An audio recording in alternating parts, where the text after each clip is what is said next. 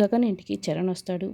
ఇక పూరి శారద కూడా అక్కడే నిలబడి ఉంటారు. ఏంటన్నయ్య, నేను అడిగిన దానికి సమాధానం చెప్పడం ఎందుకు? నోరు తెరిచి మాట్లాడవేంటన్నయ్య? నేను అడిగిన దానికి నువ్వు సమాధానం చెప్పలేకపోతున్నావు అంటే నువ్వు తప్పు చేశావనే కదా అన్నయ్య. అసలు నువ్వు శరత్చంద్ర మావయ్య ఇద్దరు ఈగోయిస్టులే. ఇక నీకు శరత్చంద్ర మావయ్యకి తేడా ఏముంది అన్నయ్య? అవతల వాళ్ళ గురించి మీరు ఏమి ఆలోచించరా?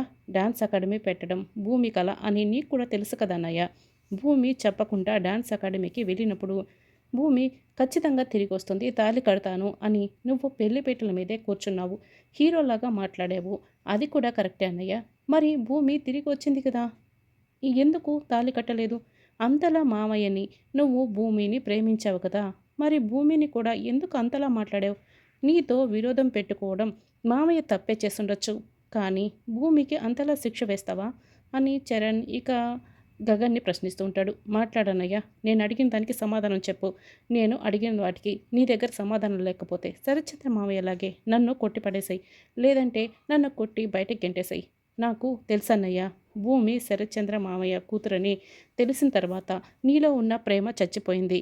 దానికి బదులుగా నీకు అసూయ పెరిగిపోయింది. శరత్చంద్ర మామయ్య మీద పగ తీర్చుకోవాలనుకున్నావు. ఇలా పగ తీర్చుకున్నావు. మామయ్యని దెబ్బ కొట్టడానికి భూమిని ఇంతలా వాడుకుంటావా అన్నయ్య అని చరణ్ ఇక నోటికొచ్చినట్లు మాట్లాడుతూ ఉంటాడు.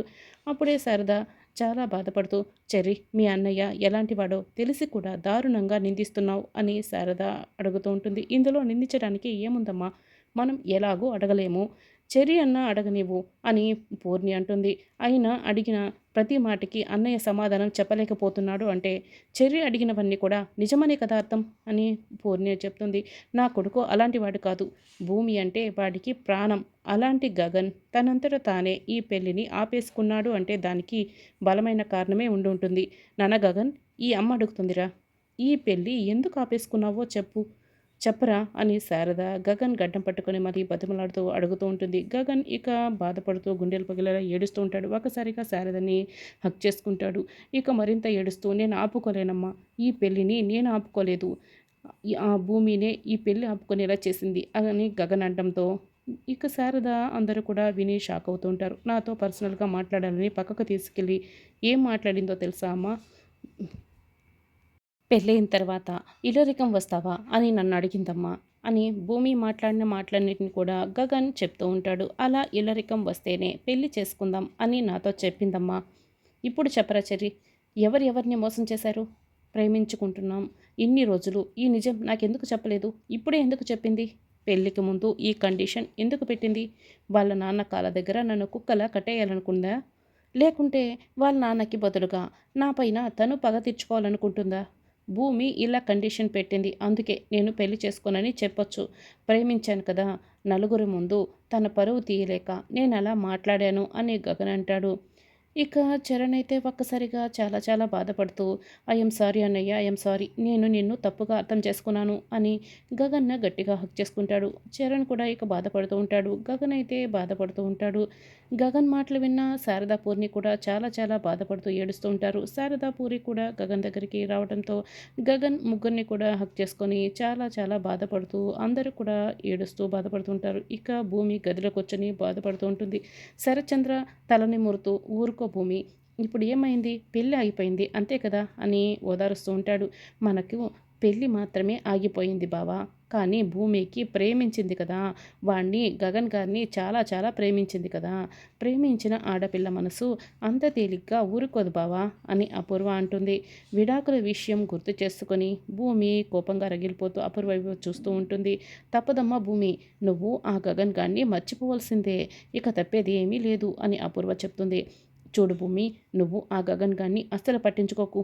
అసలు నువ్వు ఆ డ్యాన్స్ అకాడమీకి వెళ్ళినప్పుడే ఆ గగన్ గాడు నేను పెళ్లి పందిరి నుంచి కదిలేది లేదు అని అంటూ అప్పుడు అక్కడ కూర్చున్నప్పుడే వాడేంటో అర్థమైపోయింది. అదిగో నువ్వు తిరిగి వచ్చిన తర్వాత నిన్ను అలా అవమానించడానికే వాడు అలా కూర్చొని ఉన్నాడు. అయినా వాడికి నీ మీద ప్రేమ లేదు. భూమి, కన్నతల్లి ఆశయం కోసమే కదా నువ్వు వెళ్ళావు. మరి నీ మీద ప్రేమ ఉంటే కన్నతల్లి ఆశయం కోసం వెళ్ళావని చెప్పి నిన్ను అర్థం చేసుకోవాలి కదా. ముహూర్తంతో పని ఏముంది భూమి, నువ్వు వాడిని ప్రేమ అనుకున్నావు, కానీ వాడు అవకాశంగా తీసుకున్నాడు. నేను నీకు ఒక మాట చెప్తానమ్మా, భూమి, వాడికంటే మంచివాడిని తీసుకొచ్చి నేను నీకు పెళ్లి చేస్తాను. ప్రేమ కంటే జీవితం ముఖ్యం. నువ్వు బాధపడకు అని శరత్చంద్ర భూమిని ఓదారుస్తూ ఉంటాడు. భూమి అమాయకురాలేమీ కాదులే బావా, అర్థం చేసుకుంటుంది అని అపూర్వ చెప్తుంది. శరత్చంద్ర, అపూర్వ భూమి దగ్గర నుంచి ఇక హాల్లోకి వెళ్తారు. వదినా వదినా, ఇందులో డైవర్స్ పేపర్స్ ఉన్నాయని చెప్పి నా చేతికి ఇచ్చారు కదా, లేవు వదినా అని అడుగుతూ ఉంటే, ఏంటి గోరింటాకు, నువ్వు పెట్టలేదా అందులో? నువ్వే కదా భద్రంగా మీరా చేతికి ఇచ్చింది అని అపూర్వ అడుగుతూ ఉంటుంది. అయ్యో, నేను ఇచ్చినప్పుడు ఉన్నాయమ్మా, నాకేం తెలీదు, సత్య ప్రమాణంగా చెప్తున్నాను అని గోరింటాకు సుజాత అంటుంది. అసలు ఆ మీరానే కదా సూట్ కేసులో పెట్టుకున్నావు, మీరాని ఎక్కడో పడేసి ఉంటుంది అని గోరింటాకు చెప్తుంది. మీరా ఎక్కడైనా పడేసి ఉంటుందని నేను నీ చేతికి ఇచ్చి మీరా చేతికి భద్రంగా దాచిపెట్టమని ఇచ్చాను. ఇప్పుడు ఏమైపోయాయి అని అపూర్వ అడుగుతూ ఉంటుంది. అవి ఎంత ఇంపార్టెంటో నాకు తెలుసు కదా వదిన, నేనెందుకు పడేసుకుంటాను అని మీరా చెప్తుంది. అసలు అంత ఇంపార్టెంట్ పేపర్స్ని ఎలా పడేస్తారు అని శరత్చంద్ర కూడా అడుగుతూ ఉంటాడు. బావా, అంటే దీన్నంతటినీ పట్టి చూస్తుంటే ఈ డైవర్స్ పేపర్స్ ఇందులో పెట్టడం ఎవరో గమనించారు, ఫాలో అవుతూ వాటిని తీసేసుకొని ఉంటారు అని అపూర్వ చెప్తుంది. అప్పుడే కృష్ణప్రసాద్ అక్కడికి వస్తాడు. ఇది ఆ గగన్ గారి పని అయి ఉంటుంది, లేదంటే ఈ కేపీ పని అయి ఉంటుంది అని అపూర్వ చెప్తుంది. ఆ పేపర్స్ని ఏం చేసావు అని శరత్చంద్ర, అపూర్వ కేపీని నిలదీస్తుంటారు. ఏ పేపర్స్ గురించి మాట్లాడుతున్నారు, నాకేం అర్థం కావడం లేదు అని కృష్ణప్రసాద్ చెప్తాడు. నువ్వు ఏమీ తెలియనట్లు మాట్లాడుతున్నావు కదా, ఆ డైవర్స్ పేపర్స్ని నువ్వే మాయం చేసావు కదా అని శరత్చంద్ర, అపూర్వ నిలదీస్తూ ఉంటారు. మాయం చేసేవాడిని అయితే నేనెందుకు సంతకం చేస్తాను? సంతకం చేయడం ఇష్టం లేకనే కదా నేను చచ్చిపోవడం వరకు కూడా వెళ్ళాను. నేను సంతకం చేసి మీరా చేతికి ఇచ్చాను. తర్వాత ఏమైపోయాయో నాకైతే తెలియదు అని నమ్మితే నమ్మండి, లేకుంటే లేదని కృష్ణప్రసాద్ ఇక వెళ్ళిపోతాడు. ఆ పేపర్లో కేపీ మాయం చేయలేదు, మరి ఇంకెవరు మాయం చేసుంటారు అని శరత్చంద్ర అపూర్వతో మాట్లాడుతూ ఉంటే, ఇదంతా వింటున్న భూమి అయితే మండపంలో జరిగిన సంఘటనని గుర్తు తెచ్చుకుంటూ ఉంటుంది. గోరింటాకు సూట్ కేసులో పెట్టిన తర్వాత భూమి అక్కడికి వస్తుంది. తెల్లపట్టు చీరలో ఉన్నప్పుడే ఆ డైవర్స్ పేపర్స్ని కాల్ చేస్తుంది. ఈ డైవర్స్ పేపర్స్ వల్లే కదా పెళ్ళి ఆగిపోయింది. అంతేకాకుండా శారద అత్తయ్య పసుపు కుంకాలను తుడిచేసి నేనెలా పెళ్లి చేసుకుంటాను అని భూమి అనుకుంటుంది. ఇంకా భూమి బాల్కనీలో నిల్చొని ఆలోచిస్తూ ఉంటుంది. భూమి భూమి అంటూ గగన్ ఇంటి నుండి వచ్చిన చరణ్ అయితే ఇల్లంతా వెతుకుతూ బాల్కనీలో నిలబడి ఉన్న భూమి దగ్గరికి వస్తాడు. ఓ, నేను నీకోసం ఇల్లంతా వెతుకుతూ ఉంటే ఇక నువ్వు ప్రకృతిని చూస్తూ ఎంజాయ్ చేస్తున్నావా? అవునులే, నువ్వు ఒక పెద్ద సెల్ఫిష్ అని చరణ్ చెప్తాడు. చెర్రీ, నువ్వు దేని గురించి మాట్లాడుతున్నావు అని భూమి అంటుంది. పెళ్ళి ఆగిపోవడం గురించి మాట్లాడుతున్నాను. పెళ్ళి ఆగిపోయినప్పుడు గగన్ అన్నయ్య అందరూ సెల్ఫిష్ అని మాట్లాడారు. గగన్ అన్నయ్యని అందరూ అన్నయ్యని ఈగోయిస్ట్ అని కూడా మాట్లాడారు. కానీ వాళ్ళకేం తెలుసు భూమి, పెళ్ళిని ఆపేలా నువ్వే మాట్లాడావు.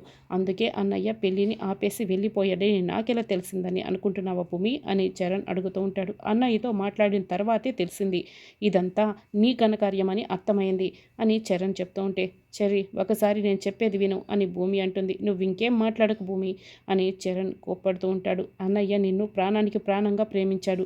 నాన్నని వెతుక్కుంటూ నువ్వు ఇక్కడికి వచ్చావు. అన్నయ్య నీకు ఆసరా ఇచ్చి మొత్తం చూసుకున్నాడు. కానీ నువ్వు అన్నయ్యని ప్రేమించినట్లు ప్రేమించి మోసం చేశావు. నీకు అన్నయ్య దగ్గరున్న డబ్బు ఫస్ట్ చాలా ఎక్కువ అనిపించింది. ఎందుకంటే నువ్వు లేని వాళ్ళ దగ్గర నుంచి పెరిగి వచ్చావు కదా. తర్వాత నీకు శరత్చంద్ర మామయ్య నాన్న అని తెలిసిన తర్వాత అన్నయ్య కంటే గొప్ప స్థాయి, అంతస్తు, ఆస్తి వస్తాయని చెప్పి నువ్వు అన్నయ్యని మోసం చేశావు. ఇప్పుడు అన్నయ్యని ఎలాగో ఒక విధంగా పెళ్ళిని ఆపేలా చేశావు. మామయ్య దగ్గరున్న ఆస్తి అంతస్తులు ముందు అన్నయ్య ప్రేమ నీకు వేస్ట్ అనిపించింది. ఆ ఆస్తి కూడా తక్కువే అనిపించింది. అందుకే ఆస్తి కోసం నువ్వు ఇలా మారిపోయావు. అన్నయ్యని మోసం చేశావు, దగా చేశావు, కుట్ర చేశావు. అసలు నీకంటే కూడా తనను తాను ఒళ్ళు అమ్ముకునే ఆడది మేలు కదా భూమి అని చరణ్ ఇక అరుస్తూ ఉంటే వెంటనే భూమికి కోపం వచ్చి చెర్రీ చెంప పగలగొడుతుంది.